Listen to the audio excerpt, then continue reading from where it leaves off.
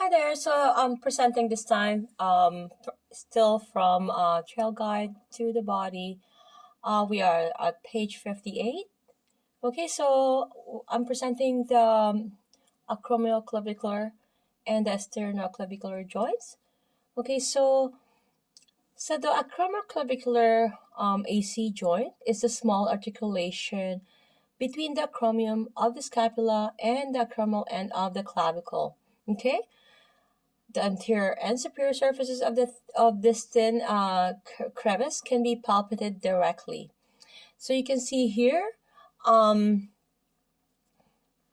the therapist's index finger is on top, okay, of the acromion, and then the third digits and the fourth is on top of the clavicle. Okay, so we have established that. Now going forward to this big image here, as you can see, right? So the sternoclavicular joint is, sorry, we're going to the sternoclavicular joint. This area here is the articulation between the sternal end of the clavicle and the sternum. Okay, unlike the slender, smooth AC joint, this is more slender and smooth, right?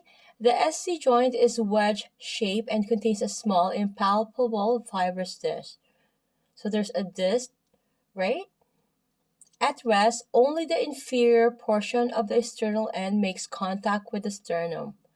So if you're at rest, right, you see that little just only in the inferior portion of the clavicle making contact with the sternum. Okay, so when the clavicle is elevated, the sternal end fibrous on the sternum.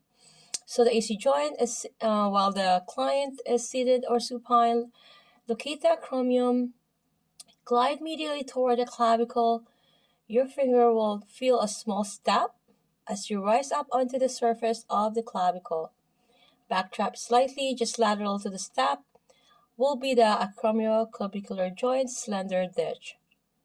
Okay, so the SC joint, if you have your client seated or supine, so you're going to slide your fingers medially along the shaft of the clavicle and just lateral to the body's center line. The shaft will broaden to become the bulbous sternal end. So you're going to locate the SC joint by sliding your finger medially. You see how that is going medially. So you're going to slide medially, right, off the sternal end.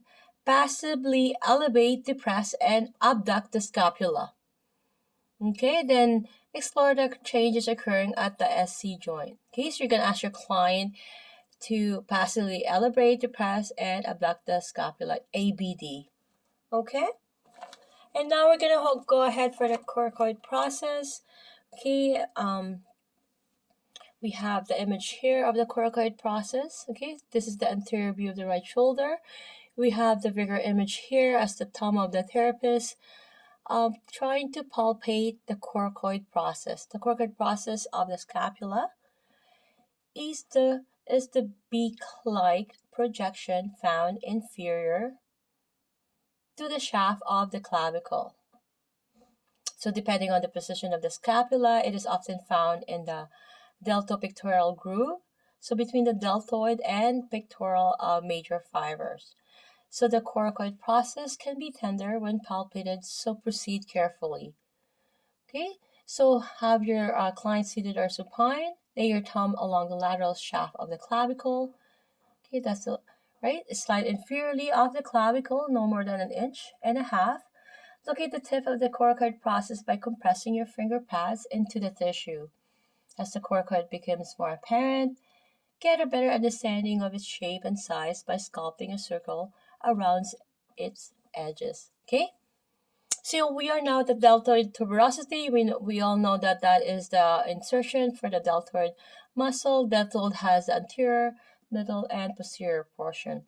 So the deltoid tuberosity is located on the lateral side of the mid-humeral shaft. It is a small, low bump that serves as an attachment site for the converging fibers of the deltoid muscle. So have your client seated or supine, locate the acromion. You're going to slide off the acromion and down the lateral aspect of the arm. When you reach the halfway point between the shoulder and elbow, there will be a small mound on the lateral side of the arm. This image here is showing the lateral view assessing the deltoid tuberosity. Okay?